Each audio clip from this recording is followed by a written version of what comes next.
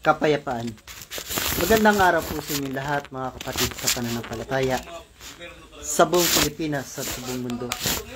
Naririto na naman po kami, ang Kingdom of Heaven and the Holy Nations of God, para sa isang namang paghahayag ng ating pong pastor, ang tunay na sugo ng Diyos sa ating kapanahunan ngayon na pinagkaloob ng ating Panginoong Diyos ng ayon sa kanyang kalooban, nakakandili sa atin ang ating mga kaalaman at unawa tungkol sa mga bagay-bagay at nangyayari sa ating kapanahunan ngayon. Mga hiwaga, talinghaga at misteryo ng ating banal na kasulatan, lahat po yan ay sasaysay ng ating pong pastor. May pakinig ay makinig sa sinasabi ng tunay na sugo ng Diyos sa ating kapanahunan ngayon. Narito po si Pastor Leonides.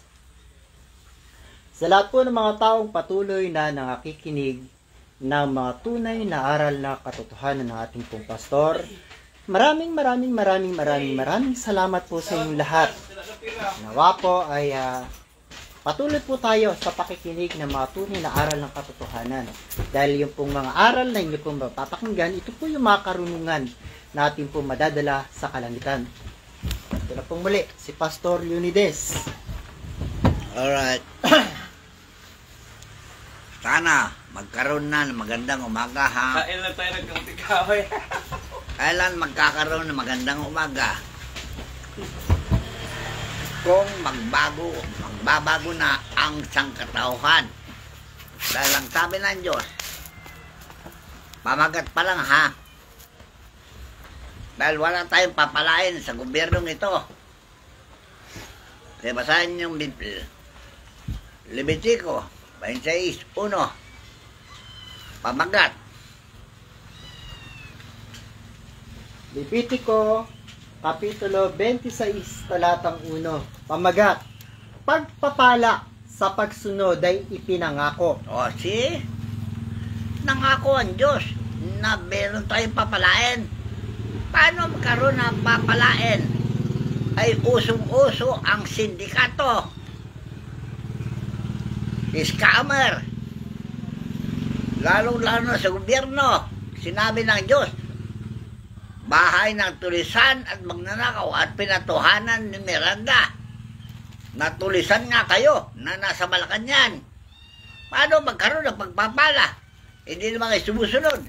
Dahil kayo ang naunang sindikato na nagkakalat ng kasinungalingan sa buong mundo.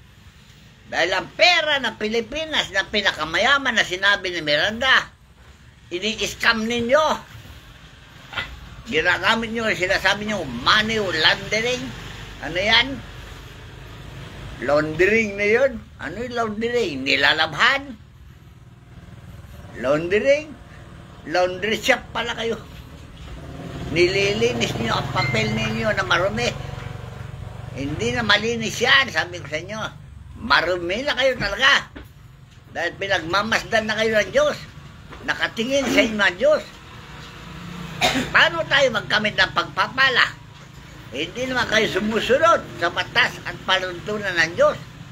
Kagaya ng narinig ninyo na kung igalang nyo ang araw ng Sabat, painumin namin kayo ng gatas na walang daya. Dahil ang nainom ninyo sa inyong mga relihiyon, gatas ng mandaraya. Lason. Lason ang nainom nyo sa inyong relihiyon. Dahil ang yung relihiyon ay nagliligaw. Lalo mga pare. Lalo yung mga ministro ng iglesia. Ministro ng mga Mormon. Ministro ng Saksi ni Jehovah. Mayroon bang naituro na katuroang walang daya? Ibig sabihin po kasi ng naiinom yung inyong mga nangangapag-aralan. Ang nagpapainom ng gatas sa walang daya, yung nangangaral ng dalisay na aral gaya ni Kristo. Pinakikinggan ba ninyo si Kristo? Hindi na ninyo pinakinggan na. Binabaliwala nyo si Kristo. Unang-una, nung si Kristo yung mangaral bilang tao, pinatay ninyo si Kristo. Kayo, mga Katoliko, hindi mawalang kanyan. Walang ebidensya dahil lang dyan, nasa Biblia, nung idemanda ninyo si Kristo sa harapan ni Pilato. Sino si Pilato? Hindi ba yan ang hukom ng relihiyon noon na siya yung Romano Katoliko? Na Roman Empire na sinasabi nyo? Yan, si Pilato, hukom. Ano sabi ni Pilato? Walang kasalanan nito. Ano sabi ng mga tao? Nakagaan nyo? Kung di mo pa ako sa krus yan, hindi ka namin kaibigan. Binalaan pa ninyo yung hukom ninyo na hindi nyo kaibigan ang tao magsasalita ng totoo na walang kasalanan si Kristo. Ayun na napatay ninyo. Ano sabi yung hukom? Napatay natin ng anak ng Diyos. So maniwanag, yung mga patutuo na yan, na kayo mismo nagtulak kay Kristo sa kamatayan, sa krus. So, akala ninyo matapos na ang kapangyarihan ni Kristo? Hindi matapos-tapos yung kapangyarihan ni Kristo. Tandaan nyo, hanggang ngayon umiiral ang kapangyarihan ni Kristo na kinatatakutan nyo. Ano ang kapangyarihan ni Kristo na kinatatakutan nyo? Yung nahuhulaan niya ang bawat nyong gawa. Dahil yan mismo sinabi ng Diyos, ako'y nagmamasid. Ano mang gawin ng tao, alam ko at huwag lang may lilihim sa aking mata. Yung mata ng Diyos, saan ba na paroon? Hindi ba kay Kristo? Pinamana ng Diyos sa anak niya yung mata niya. Kaya manghuhula si Kristo na sa inyo kinatatakutan noon hanggang ngayon. Manghuhula pa rin ang mga anak ng Diyos. Tanda nyo ha? Kawikaan 5:21. Sige, basahin. Sapagkat ang mga lakad ng tao ay nasa harap ng mga mata ng Panginoon at kanyang pinapatag ang lahat niyang mga landas. Alright. Alam nyo, pinapatag, nililista. Nakarekord ang lahat ninyong mga gawa. Lihim man o mabuti. Alright. So, sino ang pagpapalain niya? Yung gumagawa ng masama o yung gumagawa ng mabuti? Anong sabi ng Diyos na pangako niya na pagpapalain mga sumusunod? Nandun sa size na. Magbibigay. Levitico Kapitulo 26, talatang 6.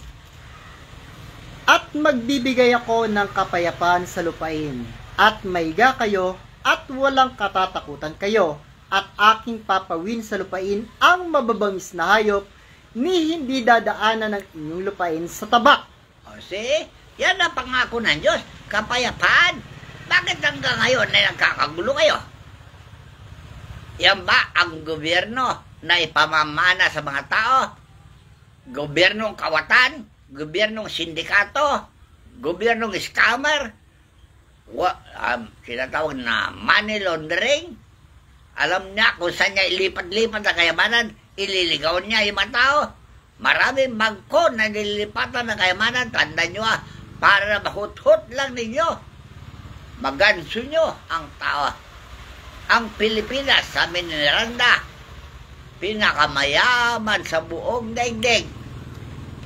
So, alam niyo yan, ang Pilipinas pinakamayaman. Bakit? Eh, pag-ari niya yung World Bank. World Bank eh. Nililihim yun sa tao. Kaya binubulgar ni Miranda na pag-ari natin ng World Bank. Pagkatapos sabihin niyo sa taong bayan, mangungutang kami. Mga ulul. Ililigaw ninyo mga tao, mangungutang kuno. Yung pala pera ng Pilipino, uutangin. Anong kasinungalingan niyang pera ng Pilipinas? Uutangin. Di ba kayo nang ulol? Nanluloko? Nililag ninyo mga tao walang malay sa batas. Akala nyo mapaglalangan nyo si Miranda? Ay nako, huwag nung sabihin walang silbi si Miranda. Tandaan niyo yan ha. Kaya nga sinabi niya, wonder boy eh. Dahil talaga wonder boy yan. Kahit na mag-isa lang siya, hindi niyo kayang labanan. Dahil hawak niya ang pera ng mundo. sa pangalan niya, tanda niya. So, tigil-tigil na niyo yung kasamaan na yan, mga plano nyo, dahil alam ni Miranda on the record na kayo ang magnanakaw sa pera ng Pilipinas. Okay? Paano ibibigay ng Diyos ang pera sa Pilipinas? Ay nakahanda na kayo talaga pag-agaw-agawan niyo yan. Ay hindi bubuksan yan. Kaya sinabi ni Miranda, umalis na kayo dyan sa posisyon para wag na niyo nakawin yung pera na ibibigay niya sa bayan. Tandaan nyo divine wealth for humanity. Pangalan niya, divine wealth for humanity. Tapos gagawin nyo, hindi divine. Divine wealth, pag-aagawan ng mga taong demonyo. So, yan ang pangako ng demonyo sa mga tao na sumusunod kay demonyo. Kaya kayo, hindi wag nyo sabihin makadiyos kayo. Malinaw ang patuto na kayo'y marka demonyo talaga. Dahil yung nais ni Satanas na payamanin kayo, siya sinusunod niyo. Si Kristo ba ay nagpayaman? Tinanggihan niya yun. Tandaan nyo Kayo, tuwanggi ba? Malinaw na hindi ka tuwanggi. Dahil inahabol nyo yung pera ng bayan. May backup yan. Ginto, Nasaan galing ang ginto? Galing ba sa inyo? Galing sa Diyos? Paggagawan nyo yung ginto, na hindi inyo, para sa tao yung ginto na yan. Tandaan nyo, para sa tao, nilalang ng Diyos para sa tao. Gusto nyo sa inyo lang yung ginto. Mga buhaya kayo talaga. Para sila si Macheng. Gusto nila kanila lahat ng saging. Kaya nga, unggoy kayo talaga. Porque nakakyat kayo sa puno ng saging, sa iyo na lahat ang saging. Kaya pala pinag-aagawan nyo yung politika, pinag-aagawan nyo yung posisyon, dahil may saging. Gusto nyo? Yung politika pala, yung pala yung puno ng saging na gusto nila akyatin. Talaga, yung mga politiko, nag-uunahan sa taas ng saging para kanya lahat ang saging. Yun lang. Get nyo? Kaya maulol kayo, mangunggoy kayo. Ayaw yung bahagi ng tao. Siya nanggaling ginto na yan. Nakayamanan ng Pilipinas. Sa inyo ba? May pabrika ba kayo ng ginto? Ayan, malinaw yan Kaya sabi ni Miranda, umalis kayo na sa posisyon. Dahil hindi niya ipagkatiwala sa inyong ginto. Dahil kayo mga unggoy. Nalinaw. So, wala na kayo may kakaila. Malapit na kayong mabulgar. Na kayo'y demonyo talaga. Bakit? Ayan sabi nyo, bawal ang droga. Hinuhuli nyo mga droga. Mayroon bang hititin ng bayan ng droga kundi yung palusutin ng droga sa checkpoint? Sige nga. Isipin nyo mabuti, baka lusot ba sa checkpoint ng droga kundi ka sa pakat yung mga sundalo. Nangyari na noong panahon anong pangalan yun? Yung hari ng droga na pinatay ninyo sa selda. Espinosa. Sabi ni Junior Espinosa, bago siya dumaan at dala-dala ang droga, tatawagin ng mga general.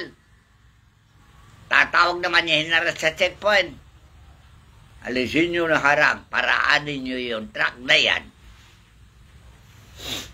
So, malinaw yung pahayag ni Espinosa na anak ni matandang Espinosa, nakasapakat kayo sa pagpapalusot niya sa mga droga. Maliwanag. Yan ay napublish sa newspaper noon pa. Hindi mabura yan sa record ng Diyos. Tandaan nyo nakalista yan. Kaya kung malugatin lahat ng kaso na yan ng Diyos, umamin kaya kayo. Dahil kayo lahat ay sinungaling. Hanggang ngayon, sinungaling pa rin kayo. Kayo ang nagkakalat ng kaguluhan sa mundo. So, itigil na nyo yung politiko. Politika, itigil na yan. Noong 1970s pa, sinabi ng mga banal na espiritu sa akin, ang politika ay marumi. Gaano karumi ang politika? Ngayon ko palang nalaman kay Miranda na napakarumi pala politika. So, totoo yung sinabi ng Diyos sa akin. Dahil pinatunayan uli ng Diyos sa ating panahon na ang Malacanang ay pugad ng mga tulisan na magnanakaw. O ngayon, sino naghayag ng ganyan nung panahon niya? Di ba si Jesus? Alright. Ngayon, sa panahon natin, sino naghayag ng ganyan? Di ba si Miranda? Hindi ba ako? O ano, babalakin na naman ninyo. Para hindi mabulgar yung kawalang ninyo. Papatayin na naman si Miranda. Papatayin yung mga naghayag ng katotohanan. Traidor kayo talaga. So, alisin na niyo yung katraidoran ninyo, ha? Na kunyari malilinis kayo. Nagpapanggap kayo na malinis. Pero marumi ang loob ninyo. Kunyari kayo mababait. Pero masama ang plano nyo. Dahil ang pera ng mundo, inaago ninyo at inangkin ninyo. Okay? So, paano magkaroon ng kasaganaan ng pangako ng Diyos? Kung kayo lang sumasagana. At ang mga mahirap ay lalong maghirap. Kaya yung pinag-agawan nyo na ginto na yan. Saan galing yan? Sa Diyos yan para sa taong bayan. Sa buong daigdig. O ngayon, aangkin ninyo sarili nyo. Palagay nyo kung mamatay kayo, madala nyo sa langit yung ginto na yan. Tandaan ninyo, sinilang kayong hubad. Uuwi kayong hubad. Tandaan nyo, ha? Ito po ba yung sinasabi nyo kanina sa Mateo 23:25? Oo. Saba ninyo, mga eskreba at mga fariseyo, mga mapagpaimbabaw, sapagkat inyong nililinis ang labas ng saro at ng pinggan, datapwat sa loob ay puno sila ng panlulupig at katakawan. Siya yan. Yan, dinabi ni Jesus yung panahon niya. Kaya galit sila kay Jesus. Sino mga eskribas para Jesus? Yan ang nasa gobyerno. Kasapagkat pati relihiyon nung panahon niya. O ngayon, mauulit-ulit yung eksena yan dahil si Jesus ay nandito na at ginagamit niya yung mga tapat na tao gaya ni Miranda. Tandaan niyo yan, ha? Gaya ni Lidibin. Lahat na nagsasalta ng katotohanan ayaw ninyo. Ngayon, sinasabi ko na sa inyo, kung may hukuman kayo sa lupa, may hukuman kami sa langit. At ang Diyos ang hukom. Tandaan nyo, ha? Lahat ang tuhod ay luluhod. Lahat ng dila ay magsusulit. Kung magsisi kayo, patatawarin kayo. Yan na nga sinabi niya noong panahon pa ni Jeremias. Magsipa dito kayo at magkatuwiranan tayo. Kahit na makapal pa sa mukha ninyo, kasalanan ninyo, patatawarin ko kayo. Kaya lang, huwag na kayong uulit. Yun ang sabi ng Diyos. Oh, may nagsisi ba? May humarap ba sa hukuman ng Diyos? Wala. Yung hukuman ninyong liku-liko ang pinangawakan ninyo. Kaya ninyong bula-bulahin ng mga tao. Kaya ninyong lukuhin ng mga tao. Sa mga paghuhusgan nyo mali-mali. Basta natapalan kayo ng pera, okay na. Kahit na yung walang niyang drug lord nakakulong doon sa jail, makalabas. Walang gwardiya no maalalay. Bakit? Nasulan niya kayo eh. Kaya lahat ng drug lord nakakalaya dahil nagbibigay siya ng suhol Bakala nyo, maililingid kayo sa mga mata ng Diyos. Walang maililingid sa mata ng Diyos. Nakita ko sa newspaper. Nakita ko sa TV na ipinukos. Lumalabas yung drug lord.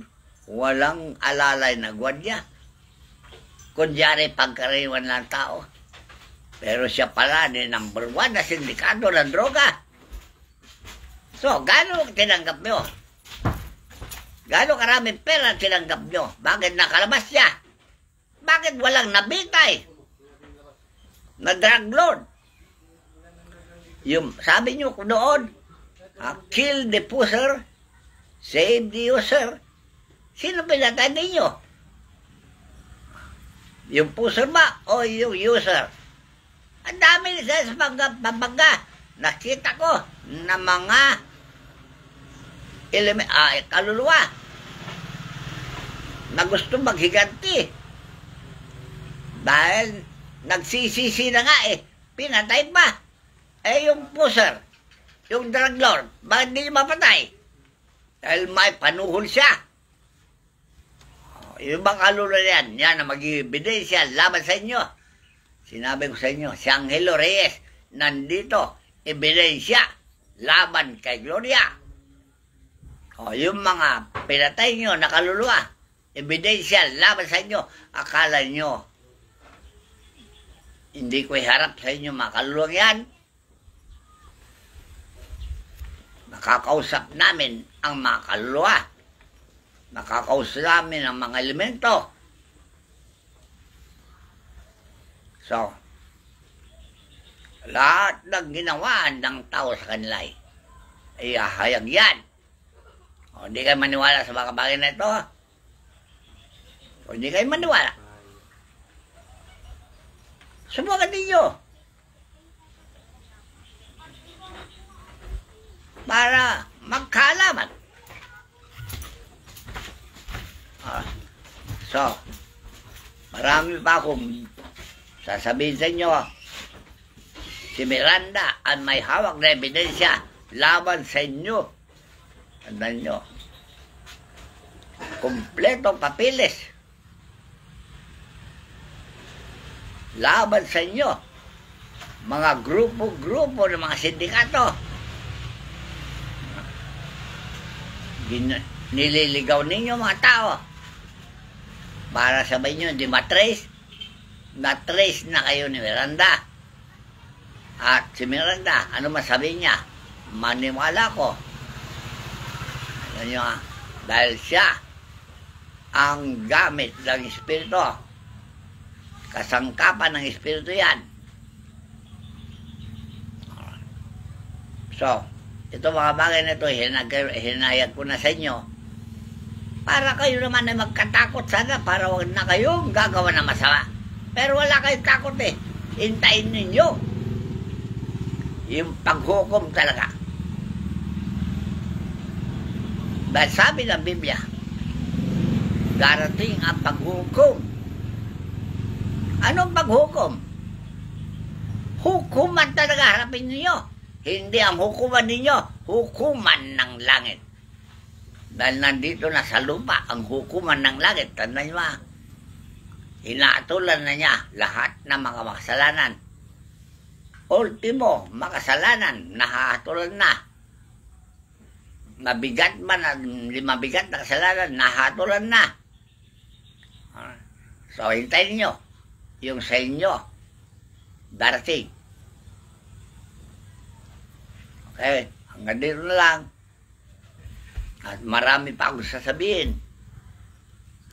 Pero hindi mo unawaan.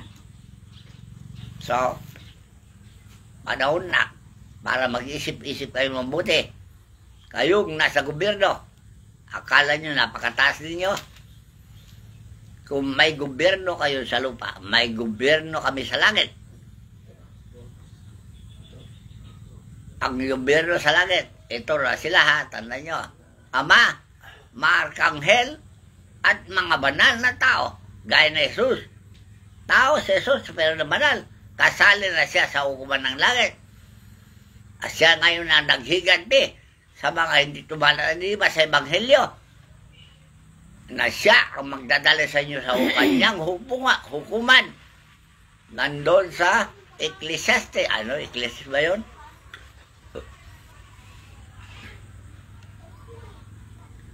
Doon sa lugar na, sabi, paghigante niya dito mataliba sa Ebanghelyo. Tesalonica. Pangalawang Tesalonica, Kapitulo 2.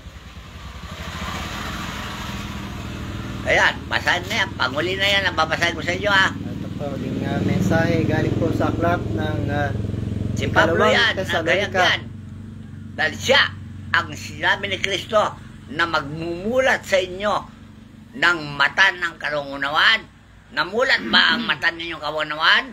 Paano mamulat ang mata ng iyong kaunawaan? Hindi naman kayo nagbabasa ng masulat ni Pablo.